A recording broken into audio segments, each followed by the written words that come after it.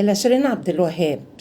بصي يا اختي، احنا وقفنا جنبك كتير قوي، ماشي؟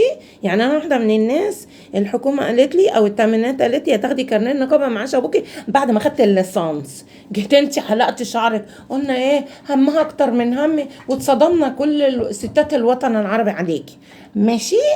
حلو، وتعاطفنا معاكي ووقفنا قدام كل الناس عشانك، ماشي اختي؟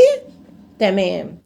واضح ان الدولة والدنيا والمجتمع والحاجات بتاعت القيم بتاعت الناس دي خلاص بقى، انت شوجري بقى والولا اللي بتاع العامل النظافة كلنا بنشتغل مش مشكلة، بس ما بنرميش جتتنا على الناس، ما بنلقحش جتتنا على الناس، ماشي يا اختي؟ انت واضح انك انت واخداها سويقة، ماشي؟ تعاطفنا معاكي وحلقتي. اصل بصي مهما يكون الست تتعارك مع جوزها ولا تعمل اي حاجه تقص شعرها، لكن تحلقه فانا يعني تعاطفنا معاكي. شتمتي على حبيب وحسام حبيبي والزفت وقرد ومسلسل ويخشي، ربنا ياخده وياخدك، ماشي؟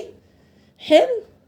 انت عارفه انا لما جه المعاش بتاعي وقف، والله قلبي كان هيقف، وقعدت انحر في نفسي ونزلت فيديوهات وكنت هموت فيها، وكنت هتشل لان ده مصدر دخلي الوحيد، ماشي يا اختي؟ ماشي. انا بكلمك بقى بصفة الشارع وبصفة ان الترندات دلوقتي هي هي دي سمة المجتمع، تمام؟ واستحملنا وصبرنا ومش عارفه ايه. جه المعاش بقى لما حصل كده صرخت ومش عارفه ايه ونتعت قلبي ومش عارفه، قعدت 3 ايام نايمه في السرير عشان المعاش ده مصدر دخل الوحيد. بما ان الدوله قالت يا تاخدي معاش ابوك يا تاخدي كارنيه نقاب، فاهمه يا اختي؟ ماشي. خليكم معايا، ستات مصر تما، الغلابة الشقيانين التعبانين، سواء ست بيت ولا عاملة ولا غيره، من الوزيرة الأكتر لأقل ست فينا، وما فيش ست قليلة، كلنا رجالة، ستات مصر ب100 راجل، تمام يا أختي؟ واستحملنا. بعد ما جه المعاش ورجع قعدت 3 ايام نايمه في السرير، ماشي يا اختي؟ حسيت انت بيا؟ حسيت انت بيا؟ ما حسيتيش ولا غيرك حس، تمام؟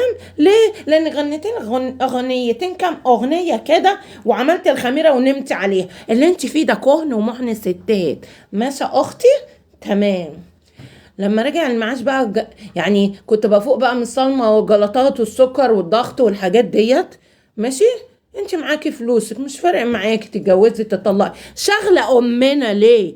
كل واحد فينا في عنده همه اللي قرفه ومكفر سيئاته. يعني انا عليا فاتوره كهرباء شهرين، ولا الكارد اللي عليا، ولا انا لو المعاش واقف من التامينات، بنك ناصر immediately كده، هيا اختي هيجي راميني في الشارع مستولى على الشقه، ومش هلاقي الطفح اللي اكله. يبقى انا اشغل دماغي بيكي ليه؟ ولا ستات مصر ولا ستات العرب تشغل دماغها بيكي ليه؟ احنا عندنا الهمنا اللي مكفينا. اختي اقفلي، اختي طالما جبتي القرد بتاعك ودخلتيه العشه ودخلتي معاه، اقفلي عشتك عليك اختي، وما تقرفناش. مش كل شويه تطلعي السوشيال ميديا تقعدي تقرفي امنا. ده انا اتعاركت معاه بام وامين ام وام ابوه، ماشي؟ واحنا مال اهالينا، احنا عندنا القرف اللي مكفينا اختي، ماشي؟ تاني حاجه، ضربك قتلك موتك بقى، داخله العشه بكيفك ومأذون، واحنا مالنا؟ في الحلال في الحرام، مش قصتنا بره عننا، ماشي اختي؟ ابعد عننا وكفايه اللي احنا فيه. والولد بتاع النظافه ده لم نفسك يا روح امك، مش احنا كل الشعب المصري عنده كرامه، طول عمرنا بنشقى ونجيب اللقمه من شقانا، مش بنرمي جتتنا على الناس عشان نطلع منهم قرش. بلطجه يا حلو، ماشي؟ انا كنت يوم من الايام بشيل صندوق فريسك على كتفي، وبنعرف يعني ايه الشقه، وكنت بلم كنز وبلاستيك، وكنت بنعمل. الكرامه حلوه يا عامل النظافه، ماشي؟